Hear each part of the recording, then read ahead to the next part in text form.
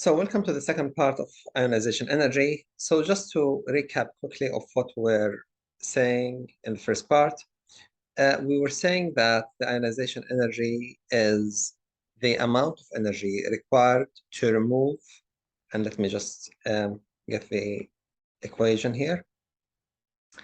Yeah, so it is the amount of energy required to remove 1 mole of electrons from an element, let's say X, to form 1 mole of positive ion of that element. So 1 mole of electrons need to be removed from 1 mole of the element to form 1 mole of the positive ion. So this is called first ionization energy. And we said that we use the word first because in the first stage, we remove 1 electron. If we remove a second electron from this species here, then we call it second ionization energy. And if the X plus 2, we removed from it another electron, then we call that amount of energy required to remove this mole of electrons from that mole of ions. We call it third ionization energy. Please note that whenever you want to write the equation, that you need to include here the status or the state of the species. So this species here is in the gaseous state, and this species also is in the gaseous state, and this is 1. We said the first ionization energy depends on the basically the shielding effect. So as the shielding effect increases, the ionization energy decrease, because if the shielding effect is so much as big, then you require less energy to remove that electron from the valence shell or the outermost shell. Okay, so as we go across the group here, if we speak about the period and the group, so as we go across and as we go down the group, so as we across the period and as we go down the group. So here, the size of the atom basically decrease. This is due to the increase of the positive charge. And here, the size of the atom increase due to the addition of extra shells. So we imagine that we anticipate that the ionization energy, it will increase as we go this direction, because there is more attraction between the valence electrons and the nucleus, and therefore there is greater energy required to remove that electron from the valence electrons. Whereas here, as we go from up to bottom, we notice that the size increases, the attraction decreases, and therefore you require less energy to remove the electron from the outermost shell electrons. We also came to know something called the effective nuclear, what they call it, the nuclear effective charge. Just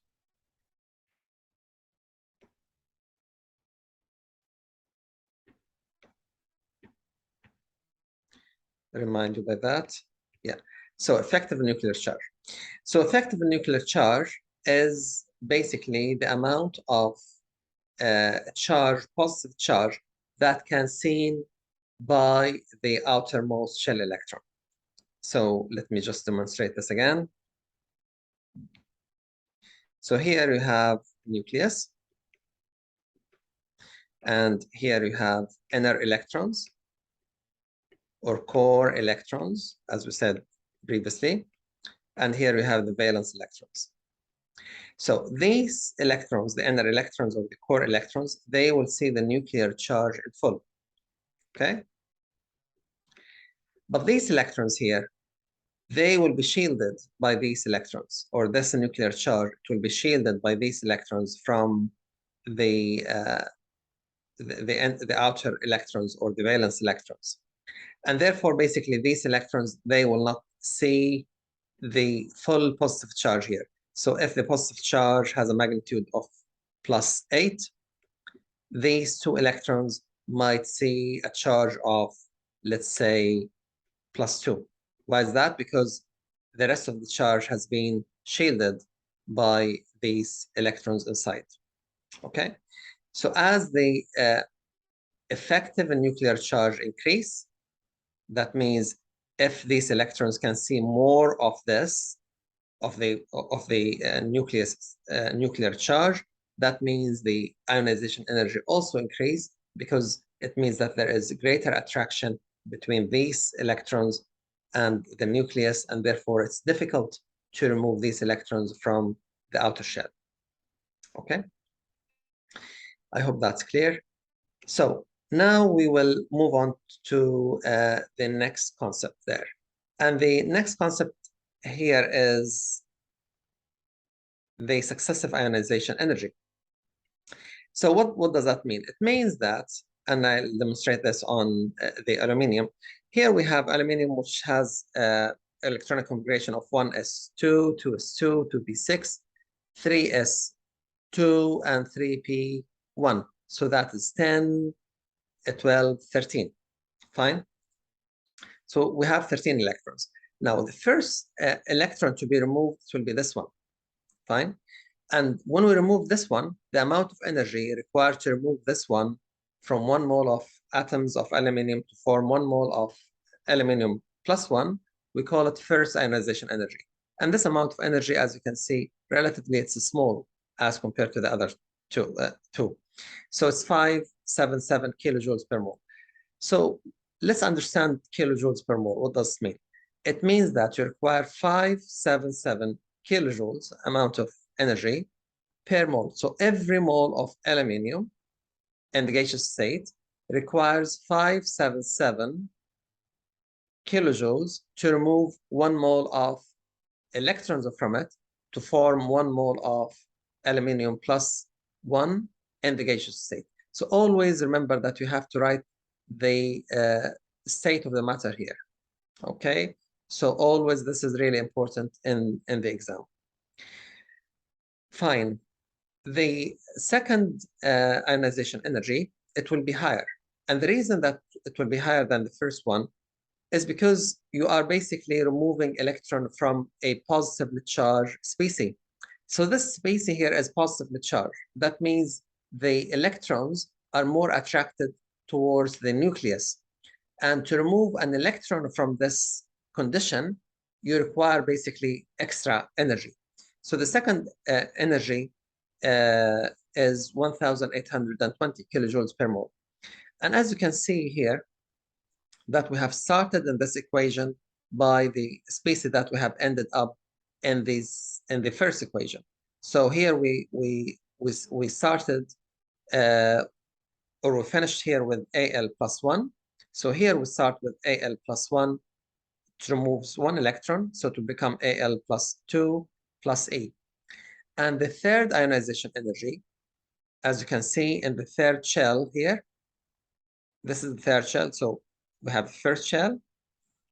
Let me just highlight that to you. So here we have the first shell. And here we have the second shell. And here we have the third shell. So these 3 electrons, they come from the same shell. Okay. So as you can see, the first one, 577, 182, and the third one was 2740. Okay, now if we want to remove the fourth one, it will be the one from the P here. So it will be this one. So if we want to remove it, that means we are getting closer to the nucleus. And as we are getting closer to the nucleus, what will happen? It means that the force of attraction will be more. That means we require more energy. And as you can see, the energy required jumped from 2,740 to 11,600. And that's a big jump. So these 3 electrons, yes, there is a difference in energy amongst them, but the jump here is not so dramatic. It's not so big. And the reason that these three electrons, they come from the same shell. But when you go to a different shell, this will be a totally different story, and you will see that there is a jump in the energy from, let's say, 2,740 to 11,600, as in this case. Okay, let's take another example.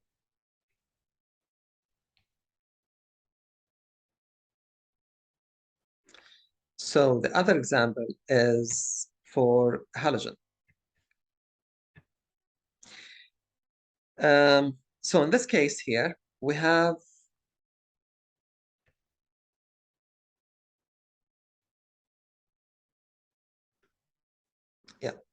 in this case, we have, there's a question. So there, it tells you that there is a steady, So the question here is asking you, which element does this graph represent? Does it represent an element in group 7 or group 8? You guess. So this graph, basically, it represents successive ionization energies for an element from group 7. So you may ask why. Okay. So in group 7, which is the halogen, you will notice that we have in the outer shell, and you can choose any of the halogens, to find that in the outer shell, we have 7 electrons. So in the first electron, when we want to remove it, it's around somewhere between 0 to 5,000, let's say maybe 1,000 something. And then the second energy, there is a slight increase. Then the third energy, slight increase.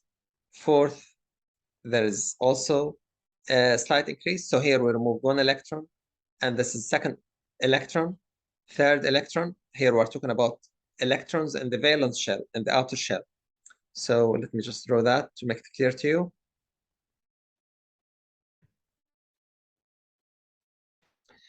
So this is basically 1, 2, 3, 4, 5, 6, and 7.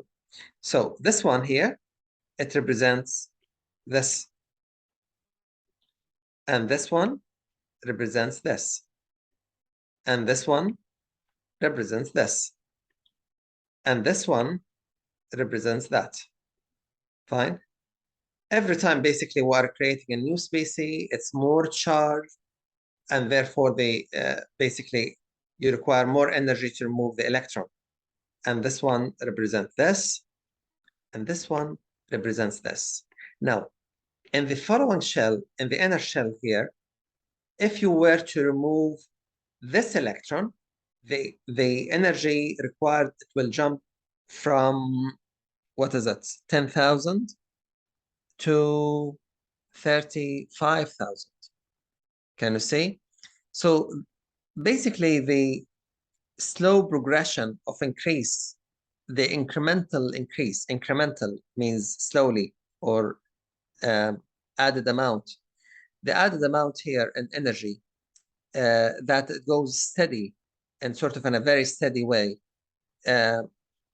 It tells you that these 7 electrons are in the outer shell. So what elements have 7 electrons in the outer shell? Group 7 elements. So in this scenario here, we can tell from this graph of ionization energy, from this curve, we can tell that the element we have is element present in group 7. Why is that? Because when we try to remove the 8th electron, the energy jumped dramatically. And this tells us that when we wanted to remove the 8th electron, we went into another shell. Fine. So these type of graphs are important because from them we can deduce, we can understand the nature of the element. Okay. So let me just erase this.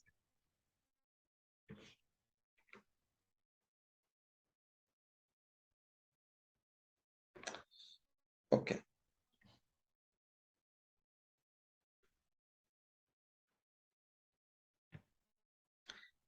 And here it's just basically an explanation of what we have we have said, okay? So you need to go through these slides to read them carefully because there is nothing new in them, but just a further explanation of what we have said. Okay, and same applies also for these two examples. Now, the next thing here, I want us to discuss the period 2 and 3 first ionization energy. So this is basically period 2 and period 3. And you notice that the curve, the trend here is very much the same. So you see here that there is an increase, then decrease, increase, decrease, and then increase. And here, increase, decrease, increase, decrease a little bit, and then, so if you look at these two trends, you will notice that they are the same. Now, in the period, as you know, as we go from left to right in the periodic table, as we said, the size of the atom gets smaller. So what we are expecting here, we are expecting the ionization energy to increase. So let's, yeah. So here, as we go across the period in the periodic table, we are expecting the ionization energy to increase. Fine. Here, what happens? You may say that there is no trend, but actually there is a trend. The trend here is to increase. Trend is increasing, as you can see. And the trend here is increasing. So in general, yes, there is a trend and the trend is increasing. And the reason that we have this general trend is because as we go from left to right, the nuclear charge increases, the size of the atom decreases, the ability to remove the electron becomes more and more difficult, and therefore basically you require further an extra energy to do this. Fine. Now, this is understandable. Now, what we need to understand is as why we have this decrease between beryllium and boron, and why we have it between nitrogen and oxygen. And same applies to magnesium and aluminum here, and between phosphorus and sulfur. Now, the explanation of one of the trends is exactly the same as the explanation of the other. So when we speak about beryllium and boron, it's exactly as if we are speaking about magnesium and aluminum. And here, in case of nitrogen and oxygen, it's exactly as if we are speaking about nitrogen and sulfur. Okay, so let's see. Now, in most of the cases, when you deal with such scenarios, okay, the first thing you need to think about is the electron configuration. Always write the electron configuration, and they basically you'll start to understand what's going on. Fine. Now, in this slide here, you will see an explanation of what I've mentioned earlier. And in these two slides, this and this, you will see an explanation about the decrease between beryllium and boron and a decrease between nitrogen and oxygen. Okay, so let's see. Now, we are basically what we are expecting. We are expecting that as we go from beryllium to boron, that the energy, ionization energy will increase. That means here it was 900, here it should be maybe 950, 970, 1000, but instead it decreased a little bit. So let's see, here it says kilojoules per mole, and here it is kilojoules per mole. Okay, now let's look at the electronic configuration. Electronic configuration is as follows. Here we have 3 electrons, 1s2, 2s2, and here we have 5 electrons, which is 1s2, 2s2, and 2p1. Now, these 2 electrons, just to highlight them too, we are basically, in this case, we are removing an electron from the 2s, or from the second shell. And in this case, also we are removing electron from the second shell. Fine. So the question here is, since we are removing the electron from second shell, so shouldn't it be the same? Should notice that in this case, we are removing it, yes, from the second shell, but we're removing it from the P. But here, in this case, we're removing it from the S. The S is closer to the nucleus, and therefore the force of attraction is greater than the one in the P, which is slightly further away from the nucleus. And that's why the energy has dropped a little bit. Okay.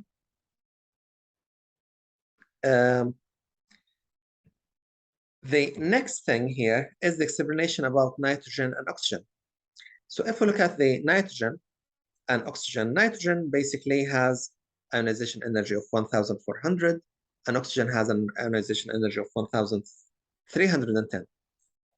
Now we imagine that as we go from nitrogen to oxygen, the ionization energy, it will increase, but basically we see this decrease. So here in this case, just to highlight this, here we have 2s filled, 2s filled. So basically the electron that will be ejected, it will be removed. It's from the 2p in both cases. But let's see what happens in the both cases, the case of nitrogen and oxygen. So in case of nitrogen, when you draw the electrons in boxes, you will have 1, 2, 3. In case of oxygen, it will be 1, 2, 3, and 4. Now, in the case of nitrogen, this orbital is slightly more stable than this orbital. And the reason that each of these orbits here is occupied by one electron.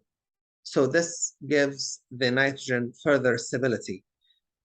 Whereas here, in this case, as you can see, there are 2 electrons in one orbit, and there are 2 electrons in the other orbit. There is more repulsion here, and this is less stable. Less stable, that means you need to give this atom less energy to remove the electron from it, whereas because this atom is more stable, so then it requires further energy or extra energy to remove this electron from it. Okay, the same explanation goes to, as I said, magnesium, aluminum, and the phosphorus and sulfur in case of group 3. Okay. As we go down the group, basically the size of the atom increases. So you have this.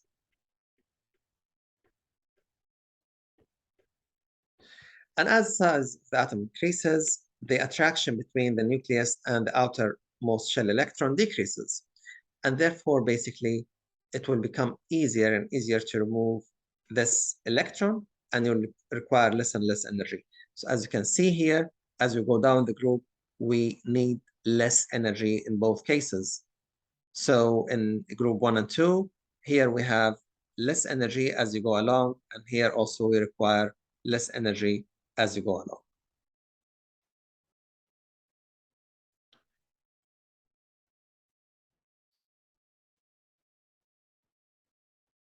Okay. The next thing here is just basically an explanation of the strand of what I've just said now, but you should read it. Just to recap here about the shielding effect and the effect of a nuclear charge. So shielding effect is basically as follows. If you have the nucleus here, and you have the electrons around the nucleus, and you have an electron in the outer shell, so these electrons, they will enjoy full experience of the nuclear charge or the positive charge, but this electron, it will be shielded by these electrons. So these electrons here, they will have repulsion amongst themselves. They will have repulsion with this electron, and this electron also will experience attraction. So the net of all these repulsion and attraction is called the shielding effect. So this electron here, it doesn't see the full charge of the nucleus. It sees only part of it. And this part that it sees, we call it the effective nuclear charge. So the effective nuclear charge is the nuclear charge minus the shielding effect. Okay, so this is basically, we came to a conclusion of this presentation. Here I have left for you quiz number 1 and quiz number 2. You are asked to attempt these 2 quizzes and then to post the answer on the WhatsApp group. Okay, so the next video will be questions and answers about the ionization energy as well as the atomic, the electronic configuration. I hope that was useful, and I hope to see you soon.